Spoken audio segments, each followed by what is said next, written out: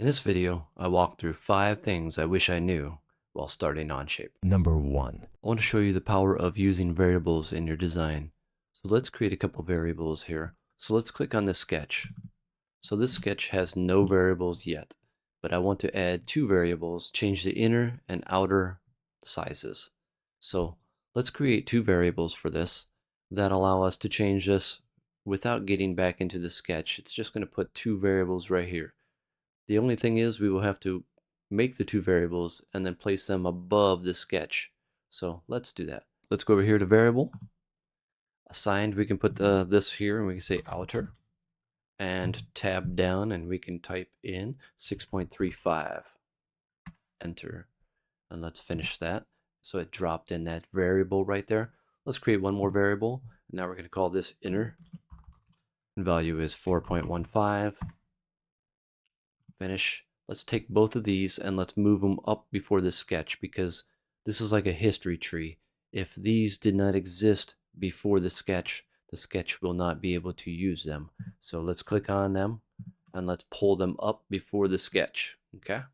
So now let's get back into our sketch 2 times, click 2 times to get into there. And let's click on this guy and we're going to just type OUT and we see that pop up right there. Set enter. Enter again. And now we're going to type in in inner and we can see that right there. That's our variable. Let's click on that guy. Enter. So now those have variables on them. So let me finish this. And now if I want to change this hex adapter very quickly and easily, I just simply go to this variable right here. And if I wanted this to change to 7, let's see what happens when I change that to 7. The size automatically updates this. Now let's make it something crazy, 10. We can see a huge difference in the change there. So we know that the variables are working. So let's change this down to 2. And we can see that that variable is doing its job. And that makes it so much easier. You can use these for your entire build of your 3D model. You can use math to subtract. You can say you want an inner ledge in here 2 millimeters smaller, so you could say that inner ledge is outer minus 2 millimeters and it would automatically update every single time. That's the power of using variables. Number 2. Now I'm going to walk through the extend function. Now you have to be within a sketch to do this.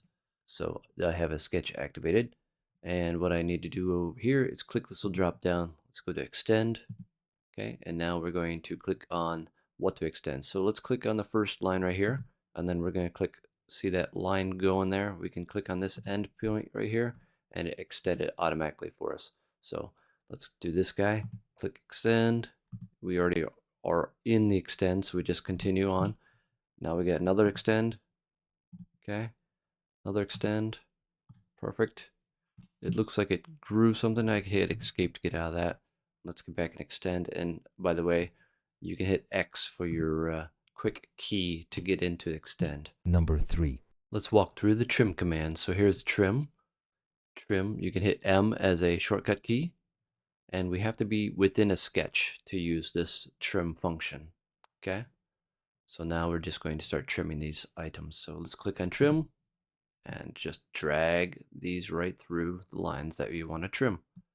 I recommend doing several different clicks, because if you do it all in one click and accidentally goof one, you have to undo all of them. So I would suggest just doing, click once or twice, get a few of these at a time. Number 4. And now I'm going to show you the power of the tilde key. So let's do an extrusion of this circle right here, and we want to make a boss out of it. So I want to extrude this all the way up and out, okay, and then union it together. So let me go to my extrude right here, and I'm going to go with a solid and an add, and I'm going to go over here, I'm going to merge it with this guy. So let's go with a face that we want to extrude, and we can hover over this, but it doesn't seem to want to select that. So let's click on our tilde key, which is on the upper left hand corner of your keyboard. Click on that, and we can see it automatically chose that line right there. But what we can also do, if we don't see that it chose it right away, we can go through here and we can choose, oh, it's face of sketch 2. Click on that, and then now we can take this and we can extrude it up and out of this to create that boss.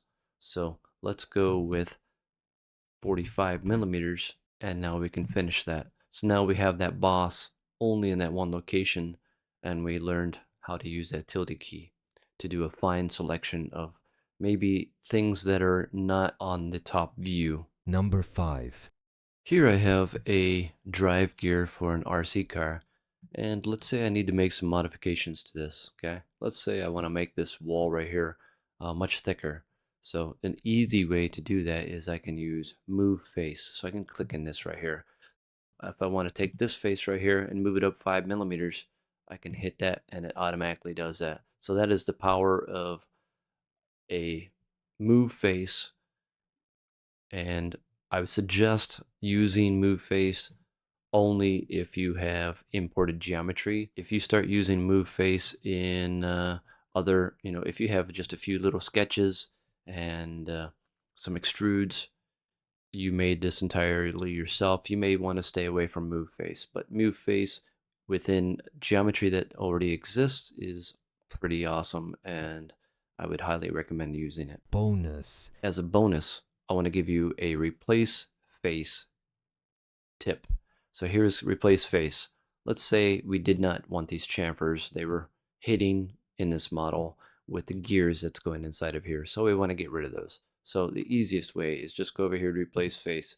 Grab that face to replace this guy and this guy. Let's replace it with this flat surface right here.